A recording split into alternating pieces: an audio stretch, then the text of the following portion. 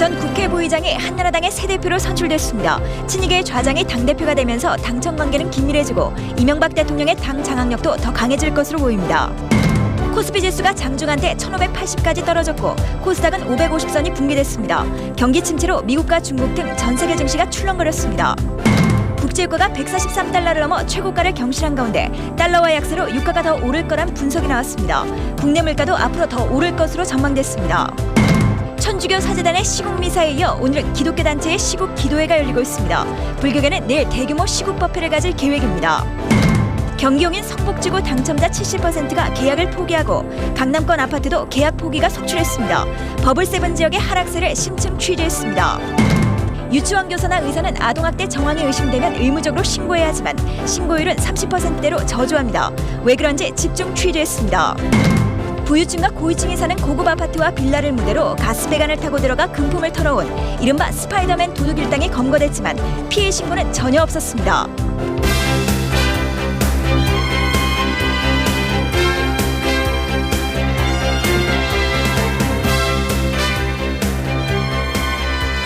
Talk,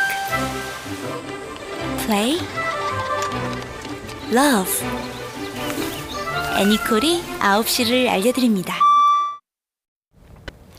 여러분 안녕하십니까. 한나라당 전당대회에서 박기태 전 국회 부의장이 당대표로 뽑혔습니다. 정몽준 의원이 추격했지만 친이명박 계파의 벽을 넘지 못했습니다. 오늘 첫 소식은 박성준 기자가 보도합니다. 한나라당 원로그룹을 대표하는 박기태 고문이 공천 탈락의 시련을 겪은 지 3달 만에 친이계파의 전폭적 지지로 당대표에 오르며 여권 정치 최일선에 복귀했습니다. 취임 일성은 국민의 신뢰 회복이었습니다. 국민 여러분, 이제 한나라당을 믿어주시기 바랍니다. 믿도록 하겠습니다. 저희들이 눈물 나는 노력을 기울이겠습니다. 박기태 대표는 올해 71살로 5선 의원 경력에 법무장관과 주요 당직을 거쳤고 지난 대선 당시 이명박 후보의 선대위원장을 맡아 친이계파의 좌장 역할을 해왔습니다. 7천여 대의원의 현장 투표와 일반 국민 여론조사를 7대 3의 비율로 합산한 경선에서 작년 12월에 입당해 당내 기반이 약한 정몽준 후보는 여론조사에서 박기태 후보를 16%포인트 앞서며 선전했지만 대의원 투표에선 3위에 그쳐 종합 2위에 머물러야 했습니다. 허태열 후보는 대의원 투표에선 정몽준 후보를 제치고 2위를 차지해 친박의 뒷심을 보여줬지만 여론조사에선 뒤져 3위에 그쳤습니다. 4위는 재선이면서 친이계파의 수도권 실세인 공성진 후보가 차지했고 박순자 후보는 6위였지만 여성 몫으로 최고위원 대열에 합류했습니다. 이들 5명은 당연직 최고위원인 원내대표와 정책위 의장 그리고 곧 임명되는 2명의 지명직 최고위원과 함께 당 지도부를 구성하게 됩니다. 친이계파의 좌장을 당대표로 선출함으로써 한나라당은 청와대와의 거리를 좁힐 수 있는 여건을 마련했지만 동시에 그만큼 정치적 부담도 떠안게 됐다는 평입니다. MBC 뉴스 박성준입니다. 한나라당의 새 지도부를 친이계가 완전 장악했다고 말할 수 있습니다. 당장 국회 개원 협상, 당직 인사, 청와대와의 관계, 친이와 친박의 관계 등에서 새 지도부의 방향이 나타납니다. 이동혜 기자입니다. 이번 전당대회를 통해 이명박 대통령의 주류 측은 박기태 신임 대표 외에도 공성진, 박순자 의원까지 3명이 지도부에 입성했습니다. 당연직, 지명직 최고위원까지 넣어서 보면 9명의 최고위원 중 6명이 주류입니다. 당내 주류가 당권을 장악함으로써 이명박 대통령의 친정 체제가 일단 구축됐다는 평가입니다. 당청을 분리해가지고 따로따로 놀아가지고 결국 국정이 파탄나고 노무현 대통령도 하나도 중요한 정책을 국회를 통해서 입안하지 못했습니다. 청와대도 박기태 신임 대표 선출을 계기로 당정청의 소통이 원활해질 걸로 기대한다며 환영 입장을 밝혔습니다.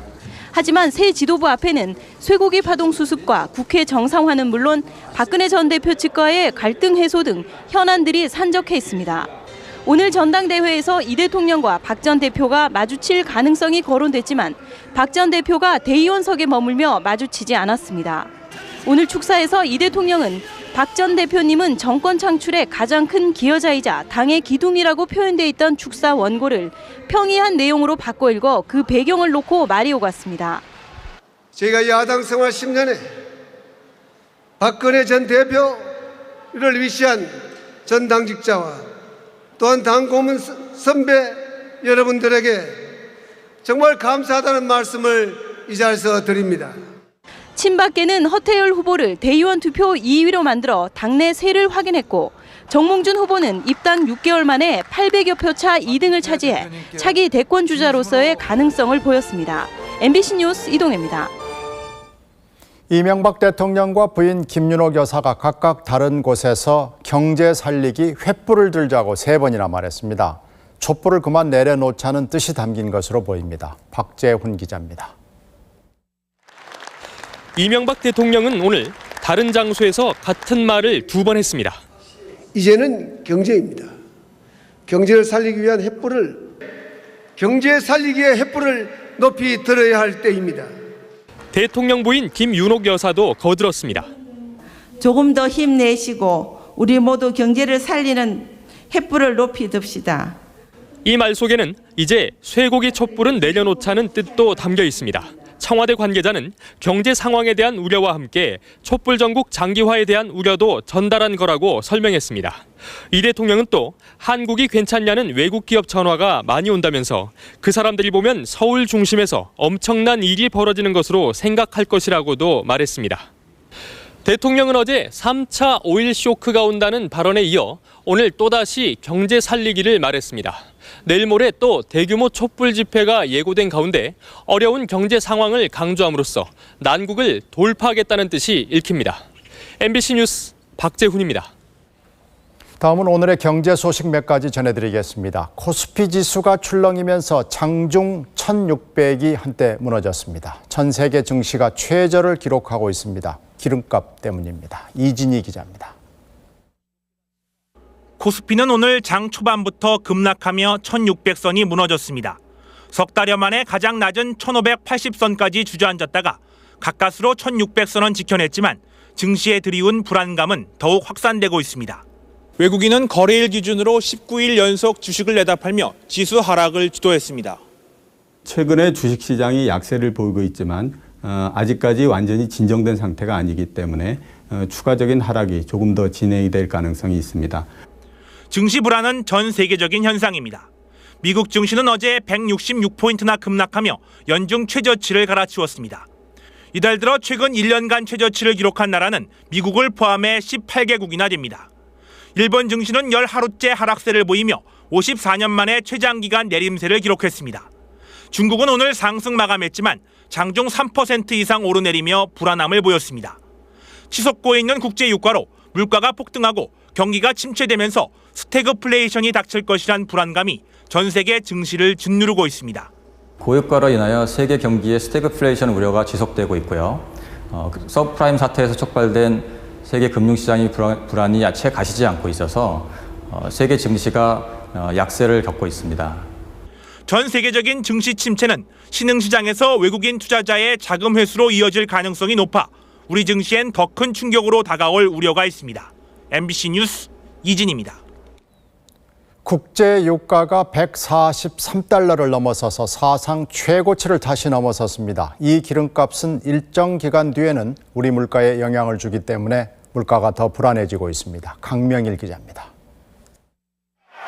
오늘 국제 유가는 배럴당 143달러를 넘어서며 사상 최고가를 경신했습니다. 더구나 유럽중앙은행이 오늘 금리를 0.25%포인트 올림에 따라 유로화에 비해 상대적으로 달러화 가치가 더 떨어지면서 유가가 더 오를 것이라는 전망도 나오고 있습니다. 문제는 이 같은 유가의 상승세가 6개월에서 11개월의 시차를 두고 우리나라 소비자 물가에 반영된다는 사실입니다. 현재 5.5%인 물가 상승률이 6%를 넘어설 수 있다는 얘기입니다. 약 6개월 정도의 시차가 있다라고 지금 분석 결과들이 나오고 있는데요. 이러한 시차만을 감안한다고 한다면 적어도 올해 말까지는 유가 급등으로 인한 인플레 압력이 해소되기 어려운 측면이 있고요. 실제로 상반기에 배럴당 98달러였던 평균 원유 수입 가격은 이달 들어 125달러로 수직 상승해 고유가의 압박이 현실화되고 있습니다. 정부는 선진국들이 석유 시장의 투기 세력에 대한 규제에 들어가면 유가가 안정될 것이라고 보고 있지만 실제로 규제가 이루어질지는 미지수입니다. 정부나 정책당국에서 어떤 방향으로 유가를 규제할 것인가를 놓고 볼 때 금융시장의 불안 요인으로 작용할 수 있다는 점을 또 감안 안 할 수가 없습니다. 따라서 향후에 미 대선 이후에 과연 유가 규제가 어떤 방향으로 가야 될지 좀 더 지켜봐야 되겠다고 생각이 됩니다. 이처럼 석유의 투기적 거래에 대한 규제가 현실화되고 유가가 안정되기까지는 넘어야 할 산이 많습니다. 이에 따른 국내 물가 상승세도 계속될 것으로 예상됩니다. MBC 뉴스 강명일입니다. 우리의 고유가 대책에 별로 깊은 고민이 없어 보입니다. 에너지 효율과 절약을 생각하는 근본 대책부터 세워가야 한다는 지적이 있습니다. 서민수 기자의 보도입니다. 정부가 가장 먼저 내놓은 고유가 대책은 지난 3월 유류세 10% 인하였습니다. 하지만 에너지 소비 감소만 지연시키고 유가는 2-3주 만에 다시 뛰는 역효과만 냈습니다. 일률적인 10% 유가 인하는 당시의 유가 상승에 묻혀서 효과가 크지 않았고 어떻게 보면은 정부의 1조 3천억이라는 재정 부담을 그런 안겨준 셈이 되겠습니다. 고유가 대책으로 유흥업소 이용 시간 제한이나 일반 가정의 에어컨 전등 끄기부터 강조하는 것도 구시대적입니다. 정작 사용량이 가정용의 4배나 되는 산업용 전기에는 요금을 가정용의 반만 받고 있어 전기 먹는 하마를 키우고 있습니다. 국내 석유 소비의 절반 가까이도 산업 부문이 차지하고 있지만 에너지 소비 절감에 대한 규제는 미약하기만 합니다. 지금의 고유가 대책은 한쪽에서는 에너지 절감을 외치고 다른 쪽에서는 에너지 소비를 부추기는 모순을 빚고 있습니다. 반면에 일본은 제품뿐 아니라 기업 자체에도 에너지 효율 우수 인증 마크를 줘서 에너지 사용 비중이 큰 산업계의 에너지 절약을 적극 유도하고 있습니다. 영국은 에너지 절약 책임을 소비자에게 맡기는 우리나라와 달리 전기가스 회사가 소비자에게 단열재를 시공해 주도록 의무화해서 원천적인 에너지 절약 장치를 마련했습니다. 기름 한 방울 나지 않는 우리나라에게 최선의 고유가 대책은 에너지 효율을 높이는 겁니다. 고유가 부담만 일시적으로 덜어주는 진통제식 처방은 오히려 독이 될 수 있습니다. MBC 뉴스 서민수입니다. 종교계가 이끄는 촛불 집회가 계속 이어지고 있습니다. 오늘은 기독교 단체가 주관하는 시국 기도회로 시작됐습니다. 현장 연결합니다. 이용주 기자 전해주십시오. 네, 오늘은 기독교 단체가 앞장선 가운데 평화적이고 차분한 촛불 집회가 열렸습니다. 어제까지 지난 3일 동안 천주교 정의구현 전국 사제단이 주관했던 촛불 집회를 한국기독교교회 협의회 등이 이어받은 겁니다. 오늘 촛불 집회에는 주최 측 추산 15,000명, 경찰 추산 4,000명이 모였습니다. 참가자들은 오후 8시쯤 거리 행진을 시작했고 남대문과 을지로 일대를 지나 조금 전 시청광장으로 돌아와 문화 공연을 진행하고 있습니다. 오늘 촛불 집회는 기독교식의 시국기도회로 시작됐습니다. 목사들과 기독교 신자들로 구성된 성가대 1,000명도 참가했습니다. 다양한 연령층의 집회 참가자들은 정부가 쇠고기 재협상 요구를 받아들이지 않는다며 비판하면서도 평화적 촛불 집회가 정착돼 가는 것을 반겼습니다. 귀를 좀 열고 가슴을 열고 들어주시고 이렇게 국민들이 큰 소리로 외쳐야 되는데 좀 제발 좀 들어주셨으면 좋겠어요. 경찰은 어제에 이어 시청 앞 광장 주변에 전경버스를 전혀 배치하지 않았습니다. 광우병 기독교 대책회의 측은 시청 앞 광장에서 문화공연을 진행한 뒤 자정 이전에 해산할 것이라고 밝혔습니다. 지금까지 시청 앞 광장에서 MBC 뉴스 이용주입니다. 내일은 같은 자리에서 불교계가 시국 법회를 엽니다. 현 정부의 종교 편향성을 의심하면서 불교계 전체가 나설 것으로 보입니다. 문호철 기자가 전합니다. 마이크를 잡은 스님들이 자비의 설법 대신 질타를 쏟아냈습니다. 그 어린아이들이 절규 국민들의 그 호소를 폭도로 몰아치고 조계사와 화계사, 봉은사 등을 주축으로 한 7사 시국법회 추진위는 건강한 생명은 국민의 권리라고 강조했습니다. 정부는 미국산 쇠고기 수입 고시를 철회하고 국민의 의사를 진심으로 물어야 합니다. 그제 지관 조계종 총무원장을 방문해 내일로 예정된 시국법회 자제를 요청할 계획이었던 한승수 총리는 불자들의 항의로 조계사 근처에서 발걸음을 돌려야 했습니다. 여기 분위기를 감지하고 도망간 셈이죠. 어청수 경찰청장 역시 지탄의 대상이 되고 있습니다. 경찰 보호마의 앞장서는 어청수는 참여라! 참여라! 참여라! 참여라! 사찰의 피해가 우려되는 한반도 대운하와 조계종이 설립한 동국대의 로스쿨 탈락에 이어 국토부 관련 사이트에서의 사찰 검색 누락 등 일련의 사건은 불교계의 거센 반발을 불러일으켰습니다. 불교계는 지난 2004년 7월에도 이명박 당시 서울시장의 서울시 봉헌 발언을 이유로 대표자 연석회의를 구성한 적이 있습니다. 7.4 시국법회 추진위는 내일 조계사에 모여 서울광장까지 가도행진을 한 뒤 서울광장에서 108배를 할 예정입니다. MBC 뉴스 문호철입니다. 시민단체들은 시국 성명을 잇따라 발표했습니다. 경실련은 정부를 규탄했고 대한변호사협회는 시위대를 비판했습니다. 장인수 기자입니다. 경제정의 실천 시민연합이 정부를 규탄하는 시국선언을 발표했습니다. 경실련이 전국적으로 모여 공동시국선언을 발표하기는 1996년 노동법 안기부법 날치기 통과 규탄 이후 처음입니다. 광우병 쇠고기 정국은 이명박 정부의 독선적이고 아마추어적 국정 운영의 필연적 결과이다. 전국 198개 대학 총장들로 구성된 대학교육협의회도 정부와 정치권을 비판하는 시국성명을 발표했습니다. 손병두 대교협 회장은 지금의 한국 사회는 총체적 난국에 빠져 있다며 정부와 정치권은 이번 사태에 책임을 통감해야 한다고 말했습니다. 반면 대한변호사협회는 허가받지 않은 야간 집회는 불법이라며 촛불 시위대를 엄정하게 처벌해야 한다고 목소리를 높였습니다. 서울시내 한복판이 오랜 기간 동안 점거된 채 시민들의 불편은 가중되어 왔다. 일부 폭력 시위대에 의해 경찰차가 부서지고 대한변호사협회는 또 지금의 촛불 집회는 식탁의 안전성을 내세우던 초기와는 거리가 먼 것으로 합법적 정부의 퇴진을 요구하는 것, 헌법 질서를 파기하는 것이라고 주장했습니다. MBC 뉴스 장인수입니다. 반기문 유엔 사무총장이 취임 후 처음으로 고국에 왔습니다. 특A 정상급 의전을 받은 반 총장은 감개무량하다고 말했습니다. 정승혜 기자가 전합니다. 한국이 배출한 첫 유엔 사무총장인 반기문 총장이 취임 1년 7개월 만에 고국을 찾았습니다. 한승수 총리가 직접 영접을 나가는 등 파격적이고 극진한 환대를 받은 반기문 총장은 기쁘고 감개무량하다는 귀국 소감을 밝혔습니다. 또 한국인 유엔 사무총장으로서 이 한국의 국력 신장, 국제사회에서의 기여 증진에 기여할 수 있는 방안도 같이 협의를 하겠습니다. 반 총장은 이어 레바논에서 유엔 평화유지군 활동을 벌이고 있는 동명부대에 파견될 장병들을 격려하고 우주의 유엔기를 갖고 갔던 이소연 씨와도 환담을 나눴습니다. 또 모교인 서울대에서 명예 외교학 박사 학위를 받고 특강을 하는 등 빡빡한 일정을 소화했습니다. As leaders of tomorrow, you should embrace change, not fear it.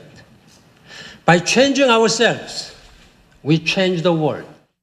외교부 장관 만찬으로 첫날 일정을 마무리한 반기문 총장은 내일은 이명박 대통령 예방에 이어 한승수 국무총리 면담과 내외신 기자회견을 가질 예정입니다. MBC 뉴스 정승혜입니다.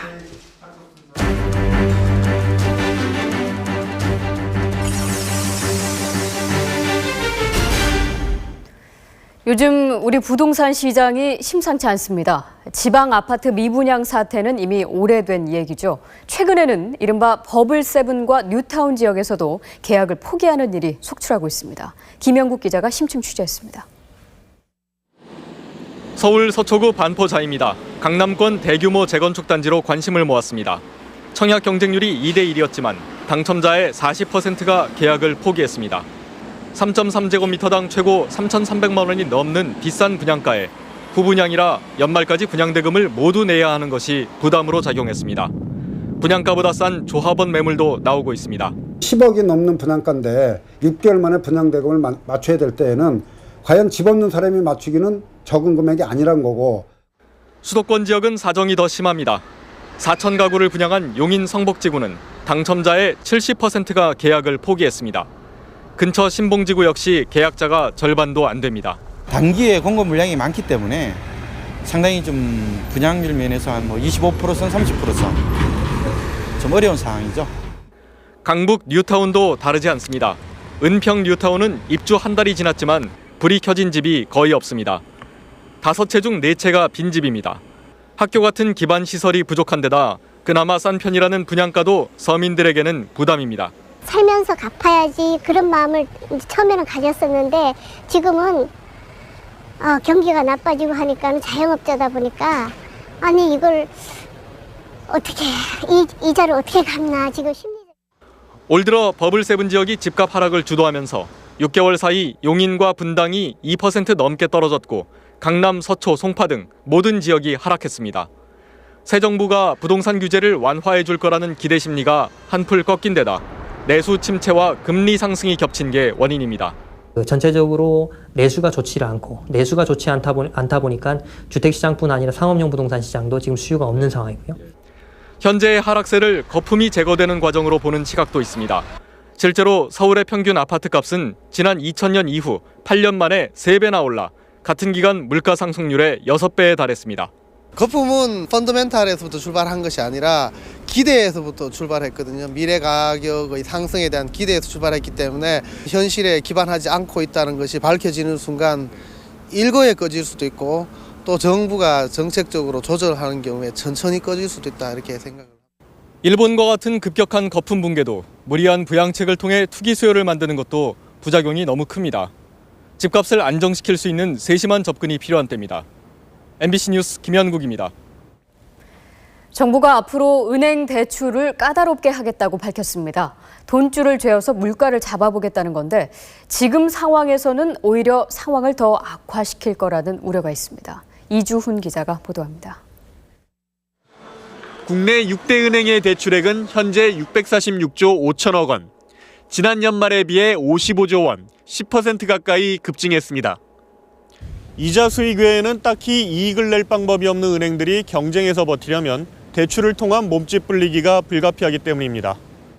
마진은 계속 줄어들지만 어쨌든 대출을 늘리면 순이익이 느는 건 맞기 때문에 당장의 성과를 위해서는 외연 경쟁을 할 수밖에 없는 처지.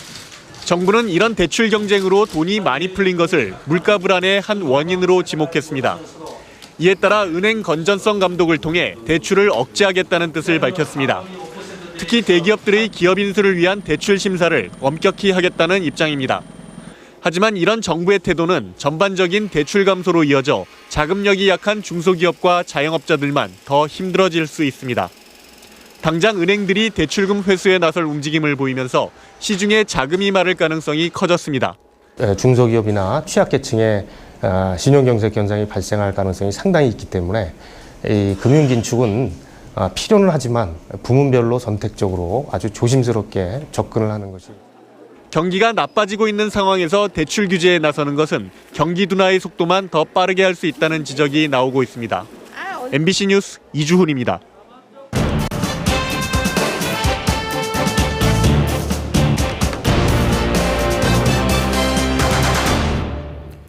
각급 교사와 의사 등은 아동학대가 의심될 경우 반드시 신고해야 한다고 법에 써 있습니다. 그냥 넘어간다면 처벌받아야 합니다.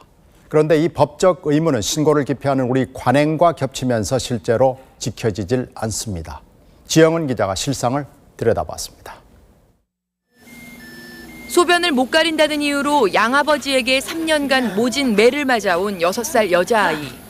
응급실에 실려온 지 사흘 만에 사망했습니다. 쓰레기로 가득한 이 집에서 5남매는 10년 동안 방치된 채 살아왔습니다. 아이가 말을 안 듣는다며 또는 술에 취해 상습적으로 때리고 처음서부터 뭐 강제로 그렇게 식으로 뭐 내가 잘못한 것처럼 갖다가 막 얘기하니까 난 그게 기분이 나빠. 막말과 욕설, 폭행, 성학대, 아이를 나 몰라라 하는 방임 모두 법이 규정한 아동학대입니다. 아동학대로 의심되는 사례를 알게 되면 어느 누구라도 관계기관에 신고할 수 있습니다. 특히 교사와 의료인, 또 어린이집과 유치원 교사 등 직업상 아이들을 자주 접하는 사람들은 의무적으로 아동학대를 신고해야 합니다. 그렇다면 과연 신고는 제대로 이루어지고 있고 이 신고자들은 보호를 받고 있을까요? 4살 지영이는 폭행과 성학대에 시달리다 유치원 교사의 신고로 2달 전에 구출됐습니다. 하지만 신고를 했던 교사는 왜 괜한 짓을 했냐는 눈치를 받아오다가 결국 직장을 그만둬야 했습니다. 원장님이 거기 원 운영에 대해서 있거나 밖에 외부 사람들 눈도 있고 그러니까 선뜻 나서지를 못하셨어요. 저희 같은 입장에서. 의사 김모 씨는 1년 반 전 10살 여자아이가 양아버지로부터 성학대를 받은 사실을 경찰에 알렸습니다. 너무나 심할 정도, 그러니까 머리끝에서 발끝까지 정말 학대의 흔적이 너무나 많은 환자였어요. 그래서 누가 보기에도 이거는 학대가 확실하다. 하지만 가해자가 학대 사실을 부인하면서 법정 공방이 시작됐고 가해자는 신고자를 고소하겠다는 얘기까지 꺼냈습니다. 내가 이거 해서 무슨 득이 있을까? 그래도 가해자는 당신이 도대체 뭔데 이러느냐. 그러다 보면 많은 이제 갈등을 하게 되죠. 학대가 의심된다는 소견서만 써줘도 곤경에 처할 때가 적지 않습니다. 병원에서 소란 피면 이걸 사실 막을 방법은 없어요. 소란을 피고 진료를 방해하더라도 뭐 사람들 생각에는 뭐라고 하더라도 저럴만 하겠거니. 생업에 지장을 받고 협박과 행패에 시달리는 상황. 신고자들이 선뜻 나서기는 쉽지 않습니다. 이러다 보니 작년 한 해 신고된 아동학대 7천여 건 중에서 신고 의무자가 신고한 비율은 32%밖에 안 됩니다. 아동보호 선진국인 미국의 절반 수준입니다. 따라서 신고의 부담을 덜어주고 법적 절차를 대신해줄 아동보호 전문기관을 늘려야 한다는 것이 전문가들의 지적입니다. 이 일만을 위해서 담당하기 위해서 있으니까 아동보호 전문기관으로 신고를 해주시면 신고하신 분으로서의 겪게 된 불편함이나 번거로움이나 이런 것들을 저희가 다 대신할 수 있다. 박수 보내주세요. 얼마 전 학대로부터 구출된 아이들만의 1박 2일 캠프가 열렸습니다. 웃음을 잃고 말문을 닫았던 아이들이 함께 웃고 대화를 나눕니다. 어떤 걸 잘해줘요. 여기 쉼터는요, 더 잘해주고요. 집은 더 잘해주지. 자기 아이가 아니라고 곤혹스런 상황에 처할지 모른다고 눈을 감아버리면 학대 기간은 길어지고 회복될 가능성도 점점 줄어듭니다. MBC 뉴스 지영은입니다. 강화도 모녀 살해 사건에서 용의자 두 남자의 신원을 파악하기 위해서 경찰이 노력하고 있습니다. 수사 속보 강현섭 기자가 전하겠습니다. 경찰은 특정 종교에 관여하고 있는 50대 김모 여인의 사건 관련 행적을 확인하고 있습니다. 김 여인은 사건 발생 직전에 살해된 윤모 여인과 통화를 나눴고 또 실종 다음 날엔 은행에 전화를 걸어 얼마를 인출했는지를 물었습니다. 그 다음 날 그 관계를 문의하였기 때문에 왜 그런 사항을 문의하게 됐으며 어떻게 그러한 내용에 대해서 알고 전화를 하게 된 건지 그 부분에 대해서 저희가 관련성 여부를 확인 중에 있다는. 김 씨는 또 윤 씨가 남편의 교통사고 사망보험금 수억 원을 탈 때 함께 동행하고 재산을 관리해준 정황이 포착되고 있습니다. 죽기 전에 나 재산 25억이래. 누가 그래? 그러니까 목사가, 응? 김희 목사가 그랬다. 아니 그러면 목사는 남이 성도 재산을 왜 그렇게 개수하고 있냐? 이에 따라 경찰은 김 씨와 용의자로 지목된 남성 2명과의 연관성을 수사하고 있습니다. 한편 실종 당일 윤 씨는 돈을 찾을 때 은행 밖에 차량에 있던 남성 2명에게 수표로 찾아도 되는지 전화로 물었지만 이들은 현금을 요구했습니다. 돈을 차까지 날라준 은행 직원이 유일한 목격자지만 범인 얼굴을 정확히 기억하지 못해 수사에 어려움을 겪고 있습니다. MBC 뉴스 강현솔입니다. 전봇대나 가스 배관 타고 고층 아파트를 터는 절도범이 잡혔습니다. 이 도둑의 팔 힘과 기술을 보시면 높은 층이라고 안심할 게 못 됩니다. 조심조심하고 문단속해야 합니다. 이지선 기자의 당부입니다. 한 남자가 전봇대를 타고 올라갑니다. 순식간에 8m 높이의 옹벽을 넘어 옆에 있는 고급 빌라로 넘어갑니다. 얼마 지나지 않아 다시 전봇대를 타고 내려온 남자는 유유히 골목으로 사라집니다. 경찰에 붙잡힌 27살 장모 씨는 아파트 가스 배관이나 전봇대를 타고 올라가 산습적으로 물건을 훔쳤습니다. 어려서부터 유독 팔 힘이 셌던 장 씨에게 아파트 높이는 전혀 문제가 되지 않았습니다. 오히려 고층 아파트일수록 베란다 창문을 잠그지 않는 경우가 많아 더 손쉽게 털었습니다. 눈으로 봐서 평수 큰 데는 평수 크고 창문 열린 집은 그냥 올라갔습니다. 저녁에 10층까지 가는데 5분 걸립니다. 실제로 장 씨는 지난 3월 4일 새벽 서울 강남구 도곡동의 아파트 가스배관을 타고 9층까지 올라간 뒤 베란다 창문이 열린 집만 골라 한 번에 5집을 털었습니다. 훔친 물건은 은행원 출신인 36살 박모 씨가 작물 추적을 당하지 않게 처분했습니다. 이들은 서울 강남을 비롯해 경기도와 대전, 울산 등 전국의 부유층이 사는 고급 아파트 단지를 노렸습니다. 피해 주민 가운데는 전직 총리급과 장관, 유명 변호사 등이 포함돼 있었지만 경찰에 신고한 사람은 아무도 없었습니다. 경찰은 장 씨가 불과 8개월 동안 300가구 넘는 집에 침입해 수십억 넘게 훔쳤다고 자백함에 따라 구체적인 피해 내역을 집중 조사하고 있습니다. MBC 뉴스 이지선입니다.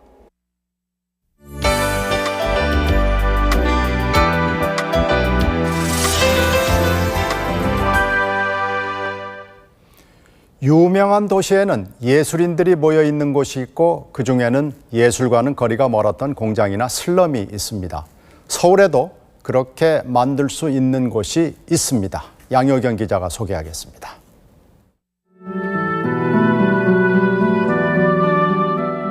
아파트와 빌딩 숲 사이로 시간을 거꾸로 돌려놓은 듯 낡은 건물들이 줄지어 늘어선 물레동 철공소 거리. 2층, 3층, 하나둘 불이 켜집니다.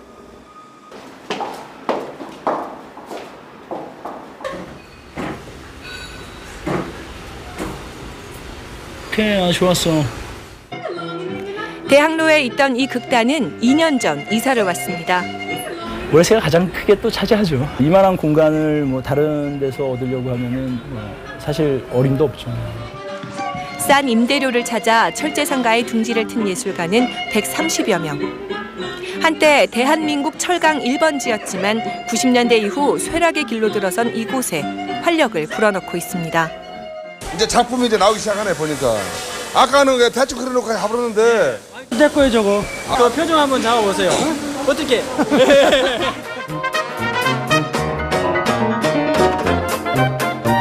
가난한 예술가와 철공소 사람들. 서로 부대끼며 어느덧 정이 넘치는 이웃이 됐습니다. 처음에는 어색했죠. 그 좀 지나다 보니까 좋더라고요. 좋으니까 우리가 모르는 거 물어보고 그림을 어떻게 그리냐. 그래갖고 저 여기 대문에 그림 그려달라 그랬어요. 그래가지고. 1년에 한 번 거리에서 펼쳐 보이는 예술인들의 축제는 이웃 주민들과의 경계도 허물고 있습니다. 이곳을 예술의 거리로 만들기 위해 물레예술공단이란 자치 모임까지 만들었습니다. 하지만 이곳도 결국엔 아파트촌으로 변하지 않을까 내심 걱정입니다. 정책적으로 이 지역을 좀 보호를 해줬으면 좋겠어요. 이 지역은 무엇보다도 예술가들이 자생적으로 모여서 군락지를 이루는 데입니다. 누가 시켜서 한 게 아니거든요. 흔히 예술은 배부른 자의 유희라고 합니다. 하지만 예술이 배고픈 지역을 되살릴 수도 있습니다. 뉴욕의 소호, 베이징의 따산쯔 지구는 좋은 본보기입니다. 물레예술공단, 그 가능성에 기대를 걸어봅니다.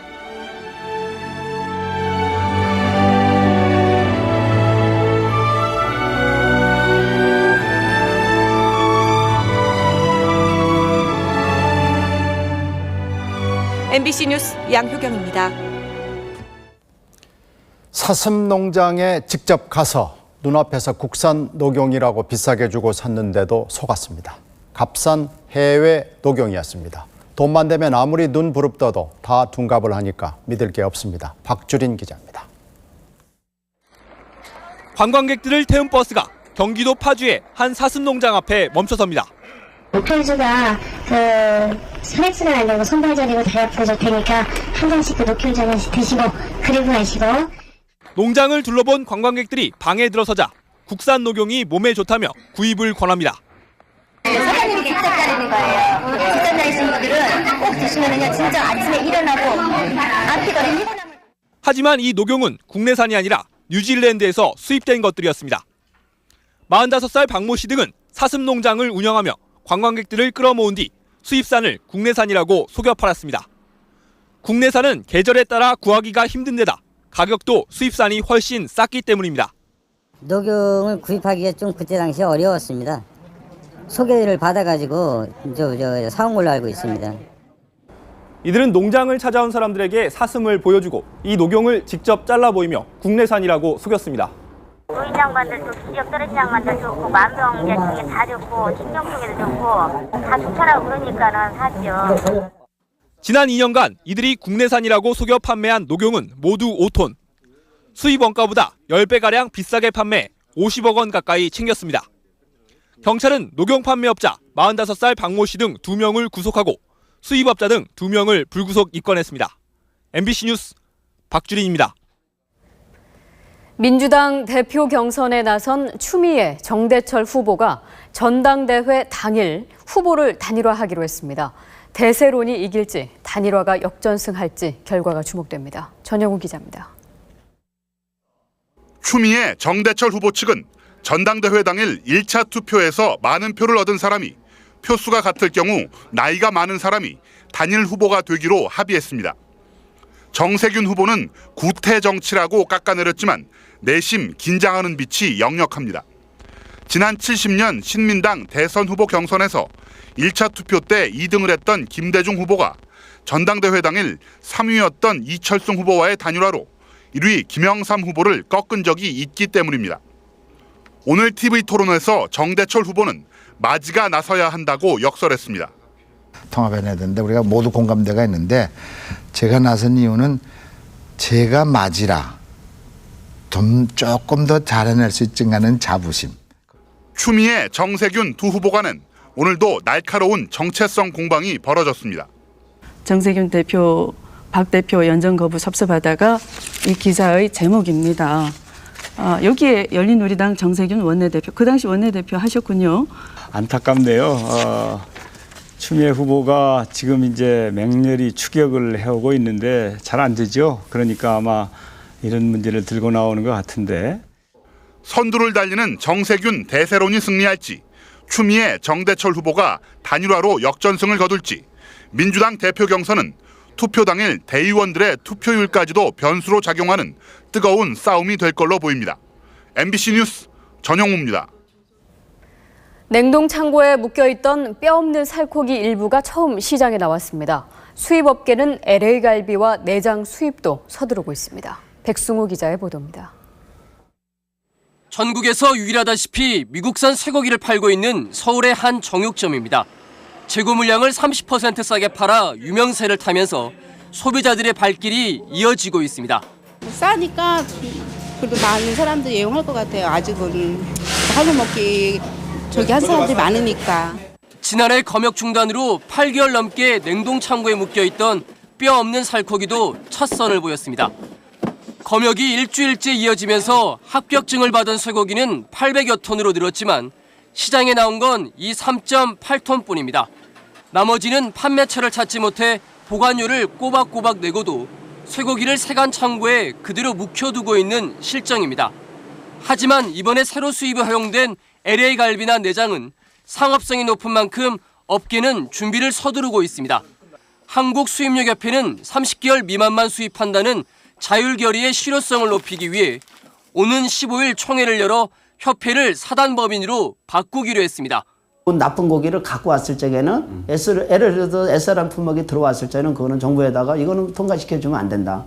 하지만 지금까지 자율결의에 참여한 수입업체가 전체 300여 개 가운데 130곳에 불과한 데다 이미 대형 수입업체들을 중심으로 한 사단법인이 있어 대표성 논란도 불가피해 보입니다.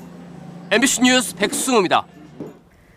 전국 교직원 노동조합이 미국산 쇠고기에 반대한다는 현수막을 걸겠다고 나서 교육당국과 마찰을 빚고 있습니다. 윤효정 기자입니다. 전교조가 미국산 쇠고기에 학교 급식을 반대하는 현수막을 걸겠다고 밝힌 뒤 서울시 교육청이 오늘 일선학교에 공문을 보냈습니다.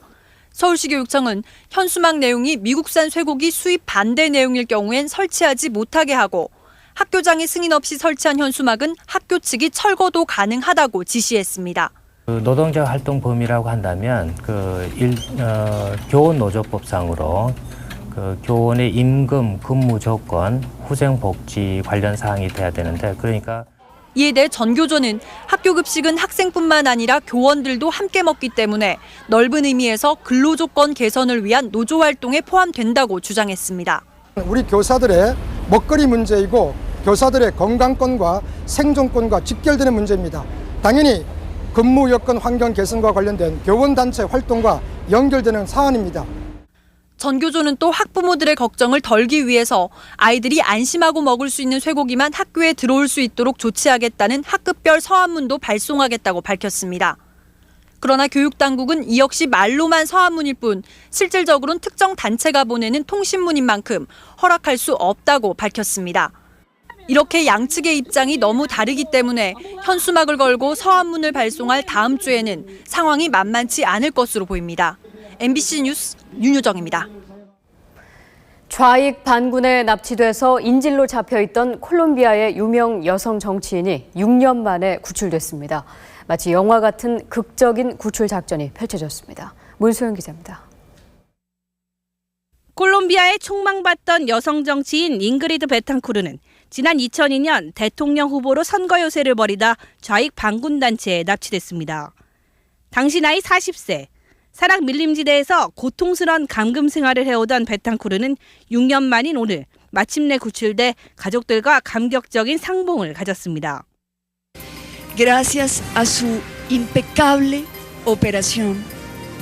La operación fue perfecta. 단 22분 만에 15명의 인질을 구출한 이번 작전은 총 한 번 쏘지 않고 이뤄진 한편의 첩보 영화였습니다. 현지 시각으로 어제 오전 좌익 게릴라 복장으로 위장한 콜롬비아 정보요원들이 베탕쿠르를 감시 중인 밀림 속의 반군 부대를 찾아갔습니다. 이들은 새로 선출된 반군 지도자가 인질들을 데려오라고 명령했다며 즉시 대기 중인 헬리콥터에 태우라고 지시했습니다. 감쪽같이 속은 반군들은 인질들과 함께 헬기에 올라탔고 이륙 즉시 정부군들에게 제압당했습니다. The helicopter almost fell. Because we started jumping, we screamed, we cried, we hugged. 콜롬비아 반군 단체는 그동안 베탕쿠르 외에도 외국인 관광객 등 700여 명을 납치해 정부와 각종 인질 협상을 벌였습니다. 오랜 억류 생활에도 활기를 잃지 않은 베탕쿠르는 여전히 대통령으로 봉사하길 바란다고 말해 오는 2010년 대선에 다시 나설 것임을 밝혔습니다. MBC 뉴스 문소연입니다. 식품의약품안전청은 오뚜기 맛있는 사골 우거지국 등 즉석국 3가지 제품에서 기준치 이상의 세균이 검출돼 긴급 회수 조치를 내렸다고 밝혔습니다. 회수 대상은 지난 3월 21일 생산된 오뚜기 맛있는 사골 우거지국과 6월 2일에 생산된 간편 시금치 된장국, 6월 12일에 생산된 맛있는 시금치 된장국 등 모두 1,100kg입니다. 서울 서부지방법원은 오늘 계열사에 1,200억 원을 부당 지원한 혐의로 불구속 기소된 김석원 전 쌍용그룹 회장에게 징역 4년을 선고하고 법정 구속했습니다. 검찰은 지난달 2일 열린 결심 공판에서 김 전 회장이 쌍용양회 회장으로서 1,000억 원대 자금을 위장 계열사에 부당 지원해 쌍용양회와 채권단에 큰 손실을 입혔다며 징역 5년을 구형했었습니다. 1가구 1주택을 장기 보유한 경우 종합부동산세와 양도소득세를 완화하는 방안이 추진됩니다. 강만수 기획재정부 장관은 종부세와 양도세 부담 완화는 새 정부의 공약사항인 만큼 필요한 조치를 취하겠다며 정기국회 때는 관련 법안을 준비해서 추진할 생각이라고 설명했습니다. 교통사고를 당한 뒤 보험금을 타내기 위해서 필요 이상 오래 입원하는 이른바 나이롱 환자는 앞으로 강제 퇴원될 전망입니다. 국토해양부는 교통사고 환자가 더 이상 입원 진료를 받을 필요가 없을 때 의료기관이 퇴원이나 다른 병원으로 옮길 것을 지시할 수 있도록 관련법 개정안을 마련해 오는 9월 국회에 제출할 계획입니다. 공군의 상징 빨간 마후라가 디자이너 앙드레 김의 손길을 거쳐 명품으로 새로 태어났습니다. 공군은 오늘을 조종사의 날로 선포했습니다. 김현석 기자가 다녀왔습니다. (6.25) 전쟁이 한창이던 1951년 10월 한 공군대령이 추위를 막기 위해 붉은 비단천으로 만든 목도리, 이후 빨간 목도리는 전투기 조종사의 책임감의 상징이자 대한민국 공군의 상징이 됐습니다. 특히 1964년엔 영화 빨간 마우라가 흥행에 대성공하면서 빨간 목도리는 국민에게 더욱 친근하게 다가섰습니다. 그 나라에 대한 충성하고 자기가 임무를 완수하고자 하는 조종사 정신이죠. 큰 상징성에도 불구하고 빨간 목도리는 각 부대마다 원단과 디자인, 색깔이 제각각 달랐습니다. 이런 빨간 목도리가 명품으로 재탄생했습니다. 공군은 원로 디자이너 앙드레김이 만들어 헌정한 빨간 목도리를 전 조종사에게 지급하기로 했습니다.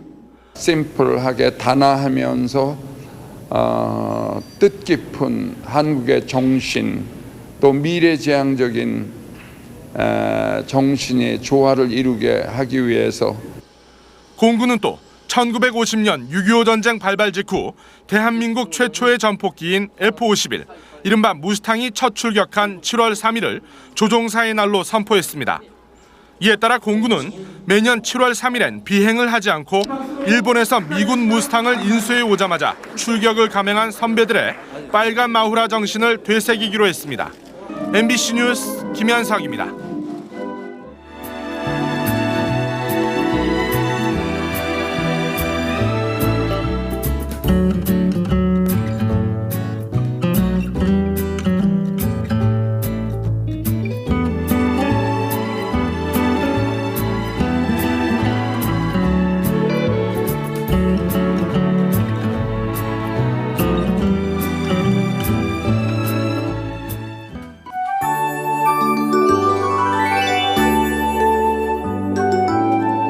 네, 장마가 다시 소강 상태에 들면서 더위가 심해지고 있습니다. 내일 낮 기온은 오늘보다 2도에서 4도가 더 높아 서울이 29도, 전주는 30도, 대구는 32도까지 치솟겠습니다. 또 습도까지 높아져서 내일은 불쾌지수가 80 안팎까지 오를 가능성이 있으니까 컨디션 조절을 잘 하셔야겠습니다. 장마 전선은 주말쯤 다시 올라와 중부지방에 영향을 주겠습니다. 현재 장마 전선은 제주 먼 남쪽으로 물러났고 지금 우리나라 주변으로 구름이 조금 끼어 있습니다. 내일도 고기압의 가장자리에서 남서쪽에 고온다습한 공기가 밀려오겠습니다. 장마 전선은 오후에 제주도 부근까지 올라와서 제주와 전남 해안으로 비구름을 만들겠습니다. 내일은 전국에 구름이 많이 끼겠고 전남 해안과 제주도에선 오후 한때 비가 조금 오겠습니다. 아침 기온은 서울과 대전 20도가 예상됩니다. 낮 기온은 서울과 대전 29도, 강릉 30도, 대구 32도로 오늘보다 더 덥겠습니다. 울릉도와 독도 지방 구름 많은 날씨를 보이겠습니다. 물결은 모든 바다에서 0.5에서 2m로 낮게 일겠습니다. 다가오는 주말은 중부지방을 중심으로 장맛비 소식이 있고요. 이후에는 장마가 소강 상태에 들 것으로 전망됩니다. 날씨였습니다.